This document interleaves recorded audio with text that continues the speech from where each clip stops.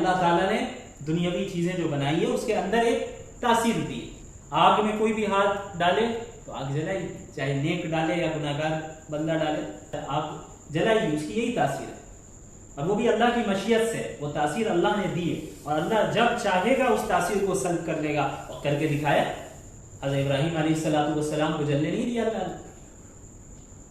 اصل مؤثر حقیقی اور مسبب الاسباب، تمام اسباب کو بھی پیدا کرنے والا کون ہے؟ وہ اللہ رب العالمین ہے. تو یہ سحر کی بات سن کر، واقعات پڑھ کے کئی لوگوں کے ذہن میں سحر کی عظمت نہ آ جائے. کئی لوگ یہ نہ سمجھ بیٹھے کہ بھئی ساحرین جو ہے اصل جو ہے مؤثر حقیقی ہے، سحر عملیات جو ہے یہ اصل مؤثر ہے. نہیں، اللہ نے فرما دیا وما هم بضارین به من احد الا باذن اللہ. اللہ کی مشیت کے بغیر وہ کسی کو بھی نقصان نہیں پہنچا سکتے. اللہ نے جو تقدیر میں لکھ دیا ہے وہی ہونا ہے. اللہ جو چاہے گا وہ ہوگا.